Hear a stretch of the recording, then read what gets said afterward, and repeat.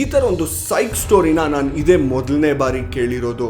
ಅಮೆರಿಕಾದ ಒಂದು ಕಪಲ್ ಒಂದು ಫಾಸ್ಟರ್ ಹೋಮ್ಗೆ ಹೋಗಿ 7 ವರ್ಷದ ಹೆಣ್ಣು ಮಗುನ ದತ್ತಕ್ಕೆ ತಗೊತಾರೆ.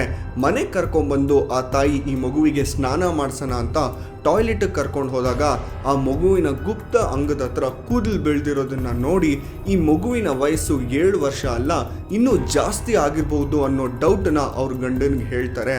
ಒಂದಷ್ಟು ದಿವಸಗಳ ನಂತರ ಈ ಹುಡುಗಿಯ ಬೆಡ್ರೂಮ್ನಲ್ಲಿ ರಕ್ತ ಕರೆ ಆಗಿರೋಂತಹ ಬಟ್ಟೆಗಳು ಸಿಗುತ್ತೆ. ಇದನ್ನ ನೋಡಿ ಚೆಕ್ ಮಾಡಿದಾಗ ಗೊತ್ತಾಗುತ್ತೆ ಈ ಹುಡುಗಿಗೆ ಪೀರಿಯಡ್ಸ್ ಕೂಡ ಆಗ್ತಿರುತ್ತೆ ಅಂತ. ಈ ಹುಡುಗಿನ ಬಿಟ್ಟು ಈ ಕಪಲ್ಗೆ ಇನ್ನು 3 ಜನ ಗಂಡು ಮಕ್ಕಳಿರ್ತಾರೆ. ಆ ಗಂಡು ಮಕ್ಕಳ ಬೊಂಬೆಗಳನ್ನೆಲ್ಲ ಇವಳು ಮುರಿದು ಹಾಕ್ತಿರ್ತಾಳೆ. ಬೆಡ್ರೂಮಲ್ಲಿ ಚಾಕು ಕೂಡ ಸಿಗುತ್ತೆ. ಇದನ್ನೆಲ್ಲ ನೋಡಕ್ ಆಗ್ದಂಗೆ ಆ ತಾಯಿ ಕೋರ್ಟಲ್ಲಿ ಕೇಸ್ ಹಾಕ್ತಾರೆ.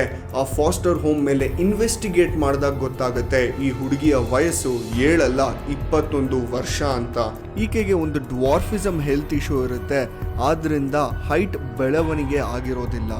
ಇದ್ರ ಬಗ್ಗೆ ರೀಸೆಂಟ್ ಆಗಿ ಒಂದು ವೆಬ್ ಸೀರೀಸ್ ಕೂಡ ಬಂದಿದೆ.